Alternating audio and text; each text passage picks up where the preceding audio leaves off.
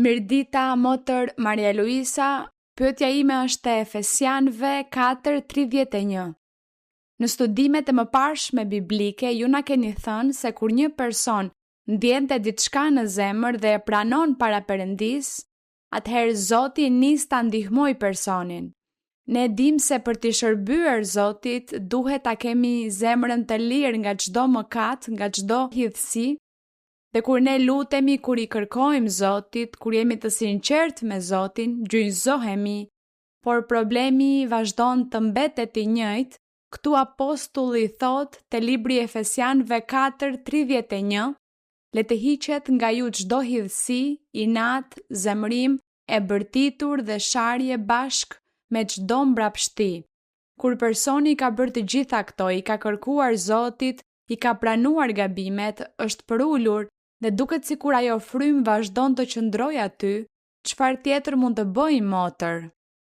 Mirë, ne shpesh themi se i pranojmë gjërat, se përulemi, se flasim me Zotin dhe i kërkojmë ndihmë atij, ne i bëjmë këto, por ne duhet të përpiqemi po ashtu për ta pastruar zemrën tonë. Duhet të përpiqemi që të mos mëkatojmë kur të ndohemi, për shembull për të bërtitur. Për shembull, janë të bërtiturit dhe sharjet. Ju e kuptoni dhe thoni me vete, nuk po sillem mirë, po e lë veten të kontrollohem nga mishi, po e lë veten të kontrollohem nga kjo frymë e ligë që është brenda meje.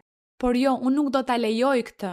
Do të qetësohem, do të mbyll gojën, do të qetësohem, do të largohem, do të fshihem, do të shkoj diku, por nuk do t'jap liri asaj ndjenje në atë moment.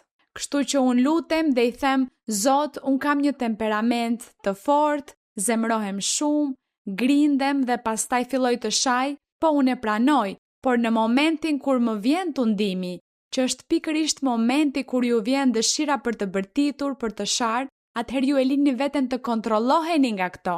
Nëse ju qetësoheni, rrini të heshtur dhe pranoni, Zot më ndihmo, ky është një demon, është mishim i dobët, Zot më çliro, unë nuk e dua këtë, nuk e dua, dhe ju heshtni, pikërisht aty Perëndia shes se ju jeni me të vërtet i penduar dhe ju doni të ndryshoni në atë aspekt. Dhe kur personi do, ose kur përpiqet t'i shmang dhe të mos i bëj ato gjëra, atëherë nëse unë e kam atë dobësi të ofenduarit të personave, personin që është aty afër meje, atëherë unë përpiqem të mos e bëj më. Them unë nuk do ta bëj, kjo është gjë e keqe, është një mëkat, është një dobësi që kam, prandaj unë përmbahem që të mos e bëj, nuk do ta bëj, e ndjej dëshirën për të ofenduar, por nuk e bëj sepse unë dua të ndryshoj dhe dua t'i pëlqej Perëndis, dua të jem në paqe, dua të ndihem e qetë, të kem qetësi, të jem e qetë, nuk dua ta ofendoj Zotin.